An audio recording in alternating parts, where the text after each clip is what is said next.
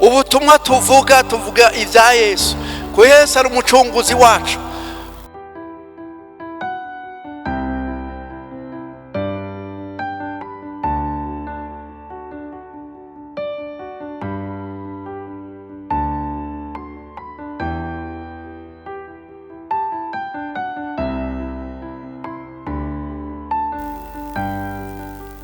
Hoseya igice cya 4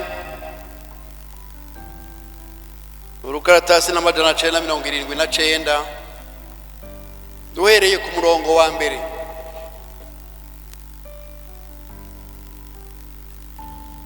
Aravuga ngo nimwumve ijambo ry'Uhoraho yemwe b'Isirayeli, erega Uhoraho afitaniye imiburano na bene igihugu, kuko atakuyoboka kuri mu gihugu cyangwa imbabazi cyangwa kumenya Uhoraho, kumenya Imana. Nta kindi kiriho atari ukurahirana no kubesha, n'ukwica n'ukwiba n'ukusambana no kumena amazu n'amaraso ahogwa yandi.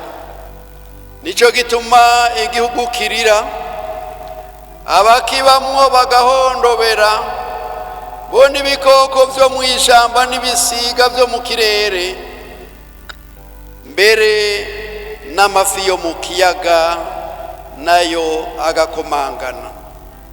Ariko nta muntu abigwanya,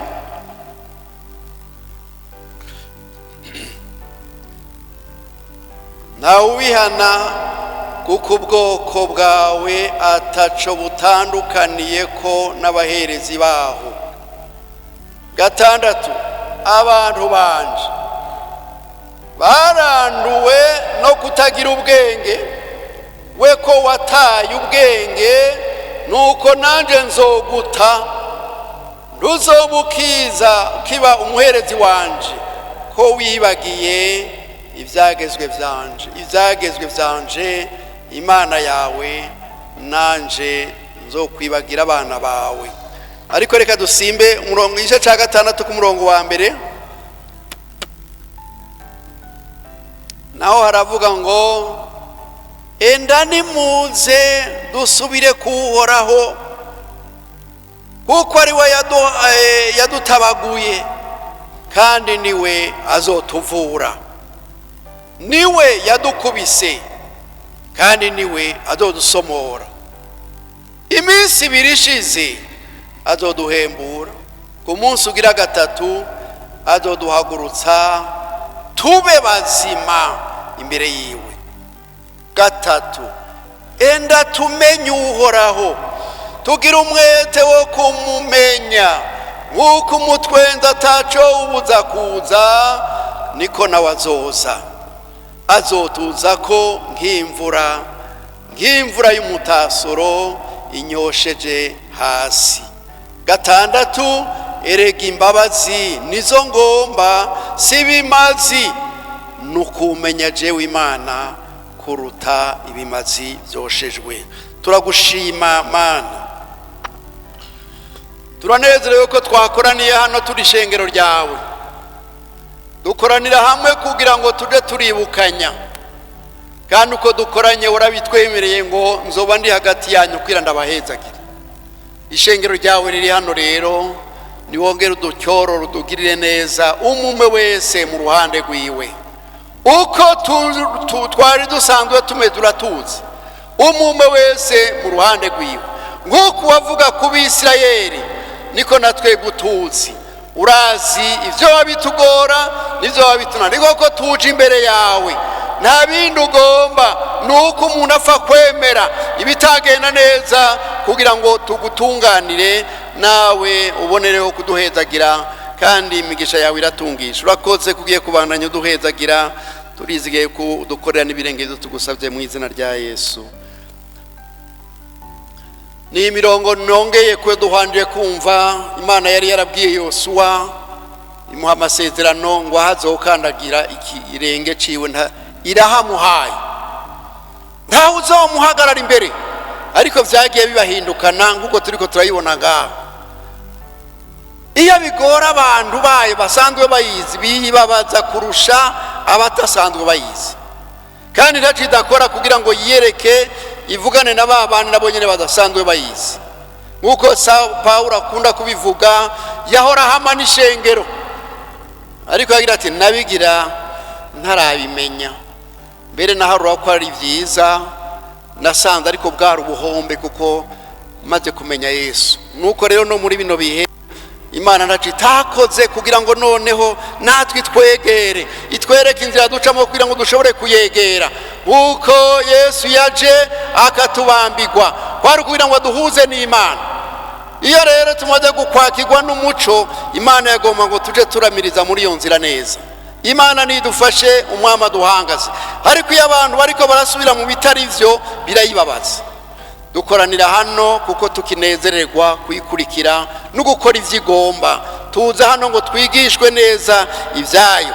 Mugabo rero kubandanya duhishurirwa iyo Mana, abari ngahe jo ku mugoroba twumvise byinshi vy'Imana ikorera abantu, ko bayihamagara irumva kandi ikishura. Hari n'ivyo wabona uti nga kera naca nibuka nkibi naca ndabishira mu ijwi rya Pentekote n'abandi bakabimenya, kuko twumvise byinshi by'Imana ikora, nuno munsi yacashobora kubikora. Imana nidufashe umwama duhangaze. Ariko rero haraho twibagirwa na Aburahamu yitwa ko ari isogokuruza w'abizera, ndiko ndakurikirana. Imana iramubwira ngo va ugende nzoguhezagira, uzokuvuma nzomuvuma. Nibaza ko vyari bimaze ayitahura, naho bomuvuma naho bokora ibikomeye gose, amenya ati kazima Imana imbona, kazima Imana yasezeranye, kuko ivyo isezeranye iraheze ikabiserukamwo. Imana nidufashe. Hari n'igihe yaruha akavuga ati nta kundi, Imana yamusezeraniye igihe ahungiye muri Egiputa, araraba umugore wiwe ati bazohava bamumpora. Mu myaka yiwe abona ko bazomurondera n'abandi. Muribuka ivyo basezeranye, rero uzokwamuvuga kuri mushikanje kugira ngo ndabwe neza kuvyuvutse. Ariko Imana yari yamaze kuvuga ko izomuhezagira, uzomuvuma izomuvuma, uzomuhagurukira yari igiye kuzomuhagurukira. Hari n'igihe umwami umwe yamufata, kuko Imana yaramwamiye. Ndabitanguriro 20, igitabo c'itanguriro gice ca 20,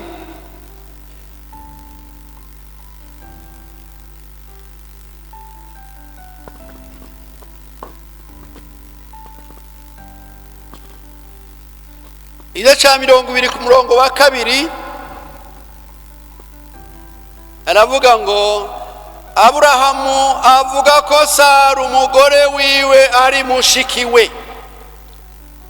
Abimeleki mwami w'Igerari atumiza Sara aramutwara, ariko mwijoro Imana ibonekera Abimeleki mu nzozi, iramubarira iti urapfuye kubw'uwo mugore watwaye, kuko afise inawe. Mugabo Abimeleki ntiyari bwamwegere, nuko arabaza ati mwami wogeseza abantu kandi ataco bacumuye, ubwiwe siwe yambariye ngo ni mushikiwe? Na nyamugore nyene yavuze ko ari musaza we. Ico nakoze nagikoza ata mutima undega ikibi, ata maboko na yanje nanduje. Umviriza Imana. Murongo wa 6, Imana imwishurira mu nzozi iti koko nzi yuko wakoze ivyo ufise umutima utakurega ikibi, kandi nanje nakubuje kunjumurako, nico catumye ntagukundiye kumukorako. None rero subiza uwo mugabo umugore wiwe, kuko ari uvugishwa nanje, nawe azogusengera ubone kubaho. Ariko nutamumusubiza umenye yuko uzotazobura gupfa mwe n'abawe bose. Abimeleki akoroka kare mu gatondo ahamagaza abanyarugo biwe bose abiganira ivyo vyose. Abo bagabo baratinya cane. Maze Abimeleki ahamagaza Aburahamu aramubaza ati watugize ibiki? Nagukoreye icyaha ki cyatumye undemeka icyaha kingana gityo? Twe n'igihugu canje wankoreye ibidakwiye gukorwa. Abimeleki arongera abaza Aburahamu ati vyo wabitewe niki? Mwumvirize ngene yaciye yisigura. Aburahamu aramwishura ati nuko nibwiye rwose yuko atagutinya Imana kuri hino, ni kandi bazonyica bampora umugore wanje, kandi koko ni mushikanje ibara, ni mwene data ariko si mwene mama. Aca mugira umugore, maze namugize umugore wiwe.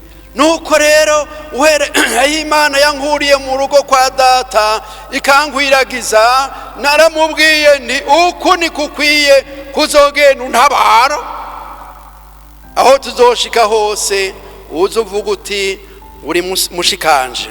Imana nidufashe, umwami naduhangaze. Arashikaho abazwa n'uwo we avuga ati nuko nibwira yuko atakubaha Imana kuri ngaho, naho bitoba biruko na Imana harayiturongorera ahantu nkaho usanze ukabona ko atabantu bubaha Imana. Mugabe Imana abo bantu nabo nyene bakunda harayigushiraho hantu kugira ngo bakwigire ko babona Imana. Ariko ushitse aho hantu murumva ngene vyamugendeye. Wewe wizera iyo Mana ukamenya ko ishobora byose, kandi ko ivyo ubugezemwo ibishobora kubigukuramwo.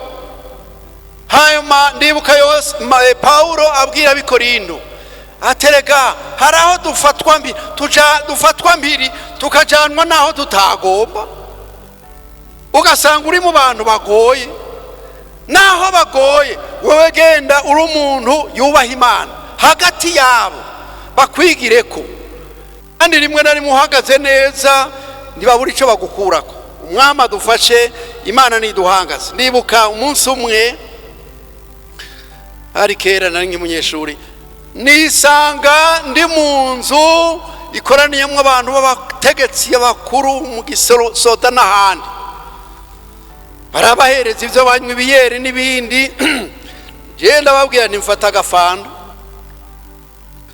baranywa umwe atangura gutyoza igikorwa c'Imana, abakozi b'Imana. Ndumviriza barahanahana baravuga nk'abapasitori abapatiri n'ibindi. Ndahora ariko ndumva ndundumiwe, ntangura kuvuga iruhande yabo. Nerega ikiniki uku ivyo muriko muravuga kandi barahagarika ngo kandi ngo twabonye wafashe n'ifanta ngo wobidusigurira wewe. Naciye mbona ya mapete n'ibintu menga basubiye hasi, nimwicaye ndababwira kuko bari barusha baravuga ngo barahenda abantu, ngo barabuza no kunywa, ngo nkizo nzoga ngo na Yesu yarahinduye umuvinyu.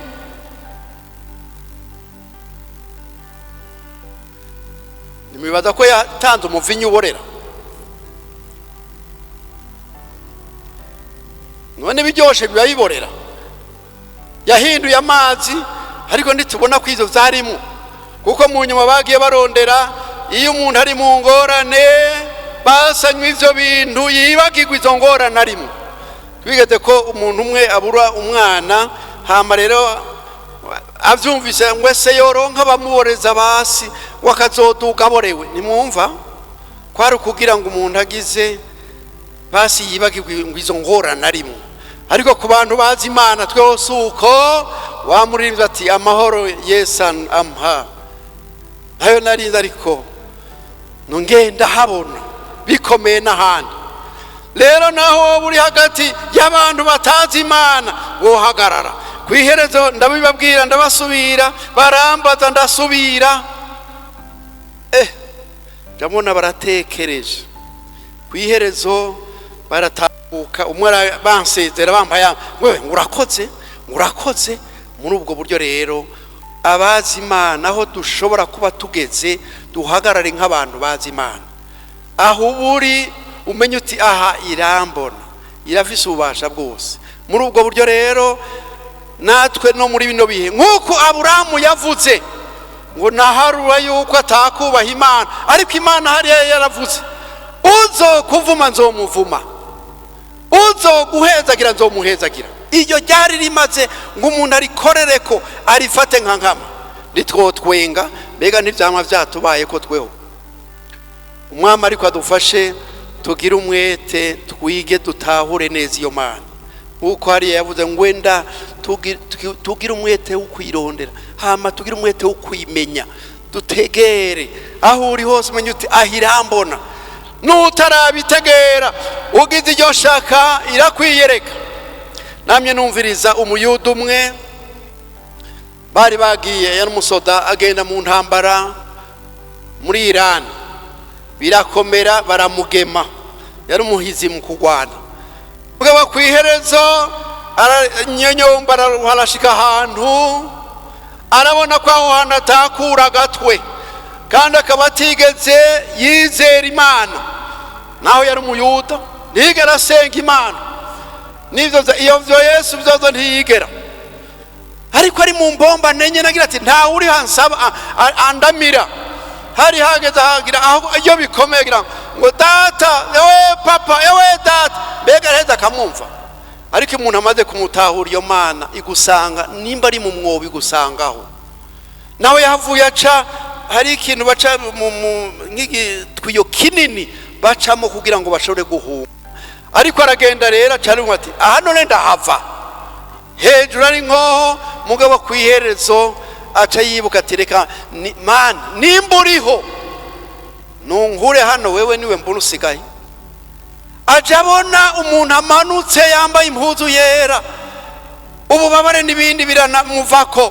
Kwihereza aragenda, abashoboye kumukurikira baramukurikira kandi baciye barokoka. Ibyo byose rero byatumye bona ati ndabonye Imana. Nawe Yesu arihuta, wewe ufa kuyitakira iramenya icyo ikora. Kwiherezo rero n'ubu sikera cyane agenda avuga Yesu kare bitashoboka.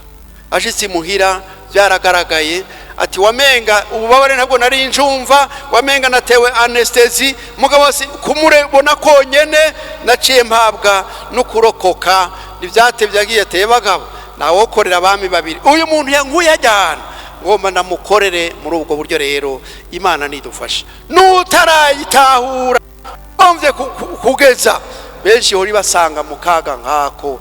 None rero tugira umwete tuyimenye, tugeze mu bikomeye naho nyene twihebura, ariko duharure tuti ah Imana yagombye ko mba ngaha hantu, ariko sinda basiga uko nabasanze. Ntaho batayizi banyigireko, uvugishwa nk'uvugishwa kugira ngo nabo bagirirwe iryo bakwe. Abo tugenda nabo tubana tumenye ko turi n'umwenda w'imbabazi umwama tugirira, hama tuzogira kaneza tuzanya bahavye n'ibintu. Seya rero kiriya gihe ntiyorohewe. Imana irababazwa n'abayizi ariko batagenda nk'uko igomba ngo bitondere ivyo yageze. Vyonafuma kuri zijya inyoberwa zirabaho batazi Imana, ariko umaze kwakirwa n'umuco Imana yagomba ngo tugendere muri uwo muco nyene, abatubona batwigireko. Ntuzogire ngo kumbure ngo haragoye, hagarara ngo wabonye Imana. Imana ironke ayihagarara mu kwiyereka abo bandi bantu. Imana nidufashe umwama duhangaze. Hoseya rero ntiyorohewe kuva ngo yitavye Imana igomba kumutuma, yamubwiye amajambo akomeye, ogenda wabire ucure ujya mugore maraya. Yagomba ngo yerekane akababarigira ingene abantu bayivako, birayibabaza cyane. Kwiherezo garemera nkuko Imana imubwiye barabana. Kwiherezo bavyaranye murabibona araheza naho nyene ntibagumana iramuta. Ugize ca gatatu ngaho muri Hoseya yamutaye yigiriye aho kwari kugira ngo yerekane ingene na Imana ibabara. Umurongo wa mbere kuri gatatu, igice ca gatatu Hoseya.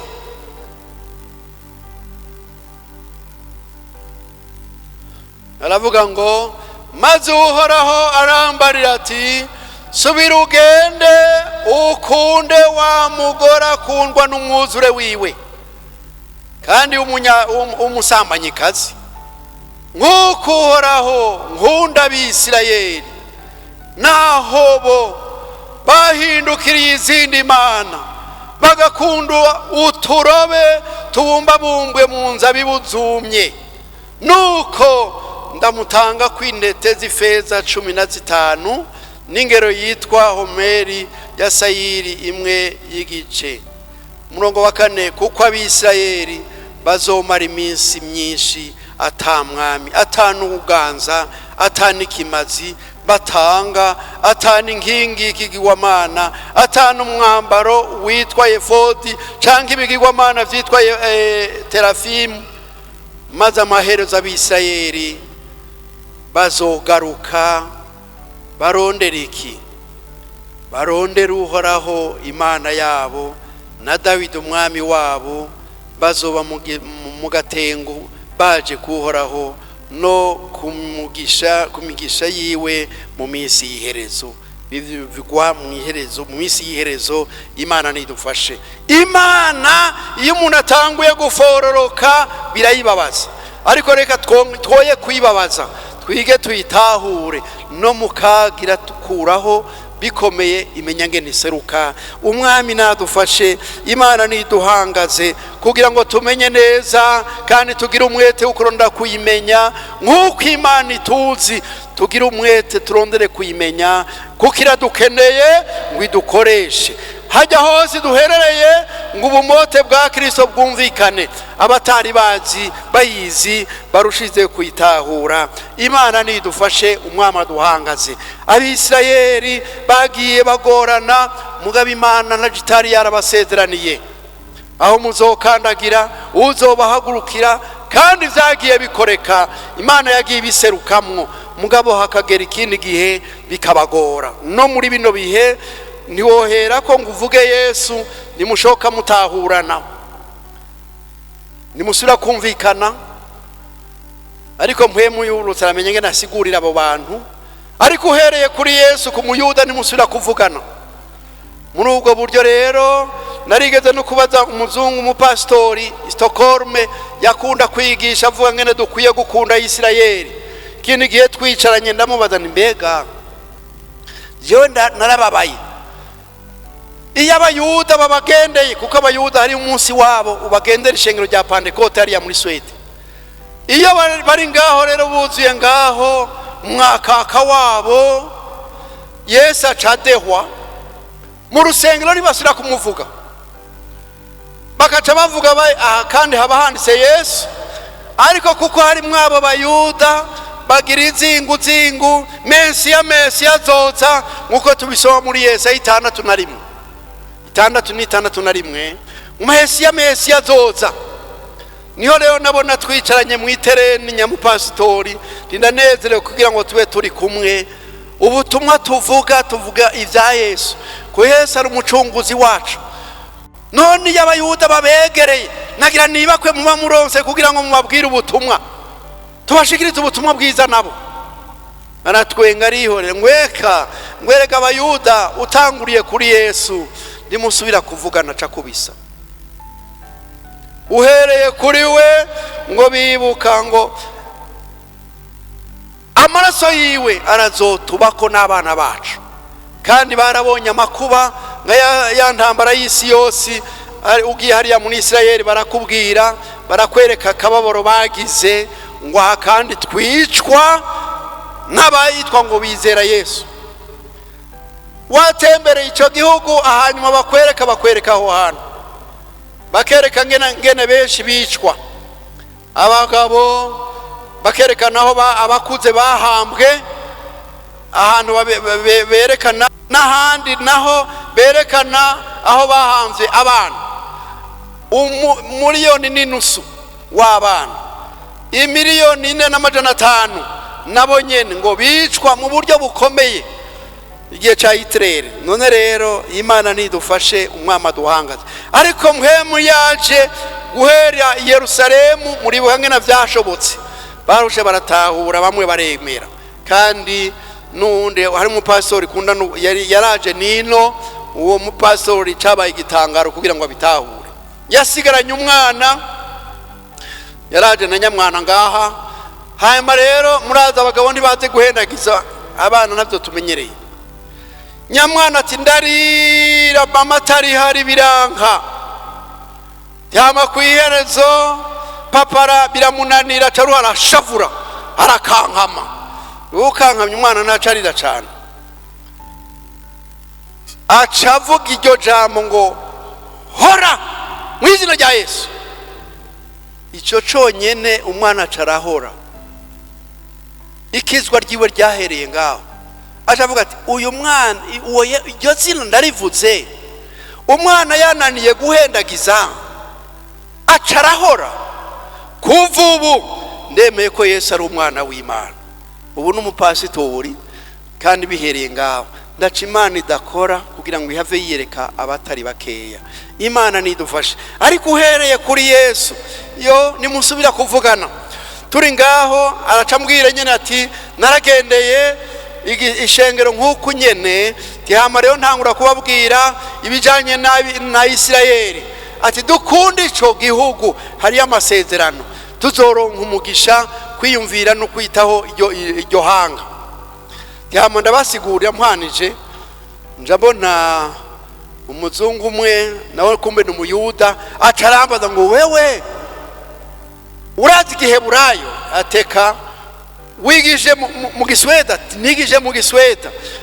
Ati ndatahuye rero ko Yesu ari umwana w'Imana. Ati kuko ivyo wigishije je navyumva mu Giheburayo. Kuva ubu ndemeye ko Yesu ari umwana w'Imana. Biragorana ariko kwiherezo birashoboka. Nibuka igihe kimwe rero turi muri Sweden cagihe baratubwira ngo tubagendere badutembereze mu isinagogi hari Stockholm iriho. Turinjirayo, twinjiyeyo baduha amategeko bwa mbere ngo muze mwambaye ikofero, ntimwinjira mu isinagogi mutambaye inkofero, mutazizanye turabambika iziwacu. Dutoya hako tugenda kwambara iziwabo, twambara iziwacu twari tuzifise mu gihe c'imbeho. Dushitseyo aratubwira ati twebwe niri Bibiliya turayemera, isezerano rya kera gusa, ariko irishasha ntituryemera kuko rivuga ivy'urya mugabo, ntacyo ritumwemera. Ndareshwa ndamubaza none twebwe turiko turasoma Yesaya 5:3, abakristo tubona Yesu sivyo yacumitiwe ibicumuro vyacu, igihano kituronkesha amahoro cabaye kuri we, nukuri n'intimba zacu yikoreye. Arumviriza none namwe abayuda iyo muriko murasoma isezerano rya kera nka Yesaya 5:3 mubona nde? Harumvira ntiyanyishuye ngo camusohoka mumvireho. Ndandadamwa nabwira wari muri rama nabo twari kumwe ndabakwegeye nta kundi ngo sohoka. Tuja turasohoka Yerusalemu ho, uwundi yanyinjije mu nzu yabo nyene, nawe nyene angira nkuko nyene. Rero umuswedakazi arantelefona ati uri ngaho? Ndi ngaha. None ati naje ndi ngaha Yerusalemu, wo tugendera ndagutore uturamutse. Yego. Mugabo barambwira bateka abo twari kumubateka mubuze ntaze, ega inkoho zamye ziravuga. Ndewe ngo ntuze, ndi ngo zavuze ngo ya ntangorane. Inkoho ivuze ntangorane. Acaremera araza, niwe yaca tujana n'abandi barundi. Dushitsiwe turayagana Nyamugabo baratubwira ko yabaye Kongo, turanezerwa, baratugaburira icayi, tuti ndya twafunguye turahwanya. Hama rero tutire twagomba kugenda, ndariko rero twobasigana igisabisho ngwe ntego ngusenga nte ngo ntugeza ndi kubera iki ngo reka je ngo sindi umukiriso nte ngo ntugeza ngo nusengera ngaha ndadamwa ico banka. Hari uwosenga ntavuge Yesu nimba utamuhereyeko ugira ngo Mana yo mwijuru nsenze mu izina rya iryo rero ntibagomba kuryumva, cyangwa atanga uti Mwami Yesu kuno ariko naho nyene kenshi tumuvuga kenshi iyo bariko barasenga, uwo nawe niwe batagomba kumva ngo yigize Imana. Ariko rero iyi Imana ibagendeye, nari nguye kuri wa musoda ati nukuri nasanzwe ahantu naho ntari imenyereye kuyihamagara Imana, Imana kasanga uriho wo ntabaruka hankura naye rihota. Umuntu afa kwemera kuyiha iryo cubahiro n'ibindi, iramenya ngene bigenza. Imana nidufashe, umwama duhangaze. Rero ikibabaza Imana ewe kuyimenya ukagenda nk'utayizi, ugatsindwa n'ibitsinda abandi, tugakora nk'uko isi iri kwiragenda tumaze kuyizera. Hariho bimwe biza vyica ukwizera dufita. Umwana umwe muri Swede w'umurundikazi Avino baratanguye kwigisha ivyo bariko barigisha mu ishuri, yari muri primaire. Nyakana karanga ati jewe ivyo navyo niga. Ishuri rakorana, barahamagara nyina batuye umwana wawe hari ivyo atagomba kwiga. Arahenda ati mwana none ikibazo uzogikora ute kandi utavyize? Ngo bijya bigisha ate ngo amanota nzoyakwereka nzoyaronka. Ngo mugabo simbandanya ndavyumviriza kuko ndavyumvirije hari ivyo wawumviriza bikica ukwizera warusanganye. Umwana mutoya nubu yaciye akura ukabona ko hariho kazoza kiwe keza. Sinshobora kuvyumviriza ngo vyica ukwizera kwanje. Mugabo amanota yoyo ibibazo bije nzobikora kandi nzoyakuzanira. Yega ati naramarama yanzaniye amanota akwiye. Sinshobora kumviriza ibintu vyica ukwizera kwanje. Haraho ncangirwa muri ubwo buryo. Muribukana bwa bwana ngaha Ikiremba bariya Isilamu itanguye hariya batangura gucyoza Yesu. Wa Pantekote yaje bafa gukurikira ngo nuko badasoma neza Bibiliya. Ngiyo basoma neza ngo bomenya ko Yesu yari umwicanyi. Bakerekana abi Filipi 2 ngo yicisha bugufi, muravyibuka, ngo araganduka kandi urufugo ku musaraba, ngo yicisha umuntu yitwa bugufi. Bayivugira ngo ngaho n'ahandi yicishije umuntu yitwa bugufi, amubamba ku musaraba, amugandukako. Basura kutubwira abana baje bagira ngo barye ngo bavuga nabi Yesu ngo ntizosubirayo. Urabona ko bitabandanije bije imbere kuko n'abana nabo twatanze ibindi byojayo bararifata nkama, kandi kuyiherezo iyo byaroyeyo ntibishoka rivayo. Imana nidufashe, umwama duhangaze, ntituzosubirayo bavuga nabi Yesu, ntituzosubira kunabumviriza. Uwo mwana ati byo kwica ukwizera mfita. Umwama dufashe rero, ariko na uko vyoba biri kose ngo tugire umwete tuyirondere, tuyegere na iratwegera. Kuko wawundi nawe nyene yavuze ati mwegere Imana na izobegera. Tugwanye wa mugwanizi n'abazoduhunga. Tuba abantu b'Imana bashitse, ironka yikorera muri bino bihe, ironka yikorera aho uri hose bigaragare. Umwama dufashe kugira ngo ukuja imbere ko abantu b'Imana kugende kugaragara. Kandi muri bino bihe urabona ko kenshi inzugi zisa n'iziriko ziruguruka ngo dushire ubutumwa bwiza abandi. Ni bande ngo rero abari bakiriye tubigendere. Ikoresha uwo ari we wese yamaze gutuma. Umwami adufashe ntitugende nk'uko kera twagenda, ariko tugende nk'abantu b'Imana bashitse, kuko abo b'Isirayeli byo tubera akarorero. Ivyagiye bibabako, hari ivyagiye bibatsinda, ntitugatsindwe nkabo. Mu gice candwi ngaho nyene Hoseya umurongo w'inyuma hariya kuri 13,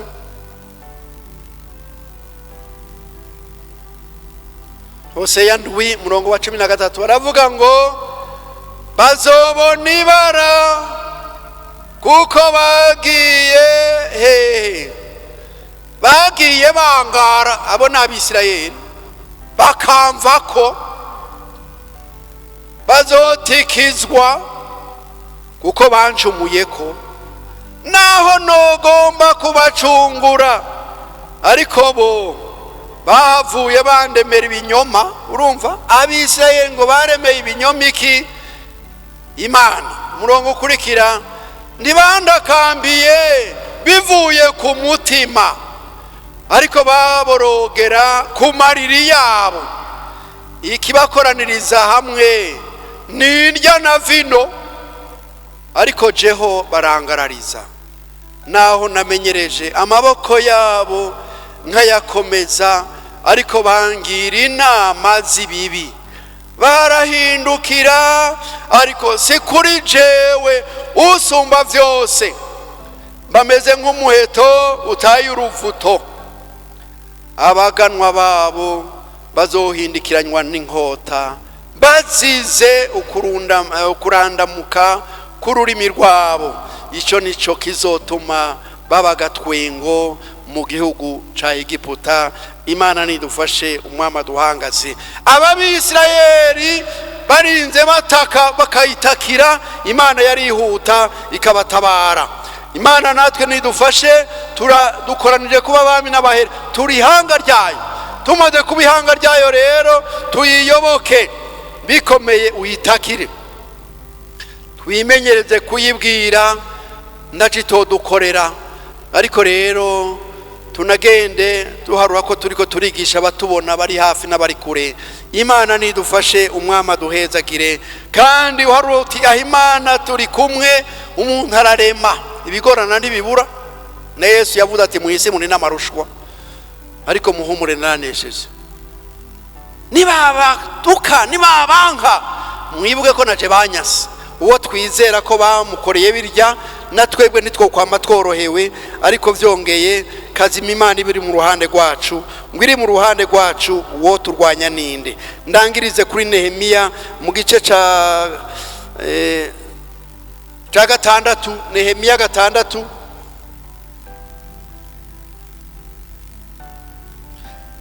Nigihe Nehemiya yari yasavye ngo agende kubaka uruzitiro i Yerusalemu rwasambutse, ariko rero haboneka baca babagwanya, barabahagurukira bakabatera n'ubwoba.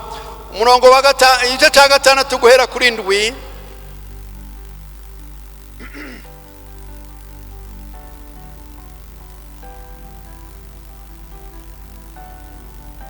Aravuga ngo ababwira Nehemiya, bitaye ko ngo washizeho bakamenyi bo kukwamamaza i Yerusalemu ngo mu Bayuda hari umwami. Izo nkuru ntibobura kuzibwira umwami. None rero nuze tubivugane. Ndaheza ntuma kumwishura nti uti ivyo uvuga naho vyigeze bibaho, utariko ni wewe wavyigendeye gusa, kuko bose bagomba kugira gute, bagomba kudutera ubwoba, bati bazohava bacika intege igikorwa giheraho. Ariko none Mana undemesha n'igisabisho. Umurongo ariko wa 10 ntibahagaze ngaho. Bukeye ninjira mu nzu ya Shemaya mwene Deraya wa Mehetabeli, kandi uyo yari yiyugaranye, arambarira ati ingo tuje kubonanira mu ngoro y'Imana mu rusengero hagati. twugara inzugi kuko haza kuza abantu bo kukwica. Mbere muri iri joro nta kabuza barakwica. Nanje ndamwishyura nti mbega umuntu nkanje nohunga, kandi umuntu nkanje yo kwinjira mu rusengero ngo yikize? Eka sinjayo. Maze mvitegereje menya ko atari Imana yabimutumye, ariko yaje kubimbwira, kuko Tobiya na Sanibarati bari bamuhereye ngo ntere ubwoba, mbeze nemera inama ya yiwe, mbe ngize gute? Ngo mbe ncumuye nabo ngo baronke ugwitwazo go kwanda inkuru mbi no kunyambika ibara. Umuntu nkanje niko yabwiye uwo muntu, sinokwinyegeza ngo ndondere kwikiza, burya Imana iriho irambona, kandi inyonga zayo ziyama zitubona. Hama kandi ngo mu gitabo cyayo handitswemwo iminsi yacu. Umwami rero nadufashe, umwami aduhangaza. Aha yabivugishwa nuko yari yaratahuye iyo Mana. Ibigaragazo birarenguka aho uhungabanye ukibuka iyo Mana ko ahatari inzira kwihaca. Nkuko yagiye ibikora, nuno munsi irashobora kubikora. Twugira umwete rero, twiha Imana. Ivy'Imana yanka tuvyange, n'ivyiyumviro bitari vyo tuvyikuremwo. Twame tuyihimbaye, siruto n'ijuru izorituronsa. Ariko muri bino bihe ibigeragezo ntivyobura, mugabo tumenya abo turi abana b'Imana, ko turi bo. Hama kandi tugendere ko turi abana b'Imana, tugende nk'abana b'Imana hagati y'abariko barahona. Hama kandi dusengera batarahishurirwa ngo babone ivyo bintu. Hari ahantu hamwe umwungere umwe yagiye, bari bagiye gutangura ibikorwa aho handi kundu bari mu Burundi. Ndabona umenga ahubwo umuco w'abarundi wonyene biroroshe ugereranije n'ahandi. Hama rero nyamwungere aratubwira ati erega, ati ndi hariya muri kiriya gihugu bavugirayo ubutumwa, ati nagiye mbona umutama arambwira ngo wewe, ngo jewe ngo ndamaze igihe ngo ndonde nifuza ko aho nuwo mwishengero ngo nifuza kuronka agakobwa twokundana, ngo sengera Imana ndakaronke. Haza umutamakazi umukecuru ngo nsengera Imana, ngo erega narabuze agahungu ko nkunda. Twabaza nyamwungere tuti none wabasengeye ngo iki ko umutamakazi aronka agahungu? Umuco waho hantu n'umwijima ahubwo ukomeye cyane, kuko hariho n'iminsi umunsi wa gatanu bose barasohoka, umugabo agasohoka, umugore agasohoka, kuw'Imana bagatahuka, bashika bahayana abahabara baronse. Yabo umugore akavuga ati nahuye nawe, umugabo Imana yuguruye no kuraba. Hari ahantu ibona ko benshi bakiri mu mwijima ugera kure cyane. Rero ko twamaze kwakirwa n'umuco tubigendere. Yerusalemu hacu tuhasanganye, abantu bose bashikirwe n'inkuru nziza. Ariko ahandi naho ahizo kugurura umuntu yitegura ati aho yo tunga urutoki nohagenda, kuko hariho benshi. Kandi byari bikwiye ko igihe Yesu agomba kugaruka nk'uko biboneka, abari bo bose bagerageze guhabwa kumva ijambo ry'Imana, naho batokwemera ariko katima babubanza bakabwirwa. Imana nidufashe, umwami aduhangaza. Ariko Imana iragomba ko duhagarara nk'abayibonye, bagenda bazi ko hariho Imana. Umuntu ntase n'uwihishahisha nk'uko Imana imenga ntiri kwiramubona. N'ivyiyumviro vyacu irabimenya, ibimenyera kure. Ngo rero tuyiyoboke, dukore ibikwiriye gukorwa. Hama kandi aho turi bigaragara biti nukuri bajya n'abantu b'Imana, n'abantu b'Imana. Hama rero naho batobitahura bazomenya bati nukuri twabana n'abavugishwa n'Imana, n'imvugo iturange hagati y'abariko barahona. Nuko rero Imana nidufashe tumenye neza yuko turi mu minsi iherezo ariko vyongeye n'igihe cy'uko natwe twokora. hari abakoze kugira ngo tubwirwe inkuru nziza, n'igihe cawe nawe ngo ukore ko n'abandi nabo boshikirwa n'inkuru nziza. Imana nidufashe, umwami nabahezagire. Dusenga Imana, ariko umuntu wese yongereshe ku munzani nk'uwo mwana ati hari ivyo tubwirwa ndabona ko vyokwica ukwizera mfista. hariho n'undi yagize ati namba ibi muri ko murigisha Jesse ndavyumviriza kubereka ati ndumukristo. iyo umuntu ari umukristo bikwiye kugaragara kandi bikigaragaza ko ari umuntu w'Imana, ariko rimwe na rimwe hari aho ubwoba budutera, ariko biragahera. uwo twagomba kwerekana n'ufise ububasha, kandi twagomba kwerekana Yesu kugira ngo bamwakire. tuzogira kaneza tuzanye abahavye. Imana nidufashe, umwami nabahezagire.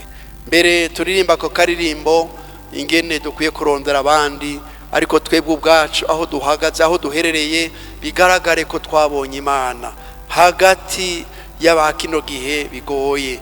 umuntu wese ace bugufi, twongere kandi twisabire umuntu ahabwe gutahura neza iyo Mana. ntiwihishahishe nk'uko itakubona, n'ivyiyumviro vyacu biryohere mu bihe nk'ibi. ntibabazwe nuko ibona abo yamamaje, abo yivuze, kuko Imana yagomba ngo abisirayeli ribihanga ryayo, hama amahanga yigire ku bisirayeli. kandi ivyo yakoreye mu bisirayeli, abanyamahanga bo baratinya mbere iryo hanga, kuko Imana ivyo yakorera hagati muri bo baravyumva. nk'igihe cagenda binjira Yeriko, murazi ingene bavuze bati imitima yatuvuyemwo ko twumvise ko mutera mutwegera. muribuka n'uwarusha agasaba ati genda utuvumire iryo hanga, reka turahumiye ko baje batugana. nuko rero tubihanga ryayo, dukure biriya na biriya vyoba bikitugora, twinisabire n'inkomezi kugira ngo duhinduke rwose abantu b'Imana bashitse bo gukora mu gihe nk'iki, bigumye canke vyoroshe, tugahagarara nk'abana b'Imana nyene. Imana nidufashe, umwami nabahezagire. ubugingo bwanje bwahindutse ukundi kuva Yesu angerereyemo. urabe koko bwahindutse, butarahinduka n'umwanya wawe. nta kindi Imana ishira imbere imbabazi. ibihora bigutsinda uno munsi uve hano ugira ufise inkomezi zo kugenda ubitsinda, n'umwanya wawe kugira ngo urabe atarakugereramwo, wiyugurure kugira ngo ukure birya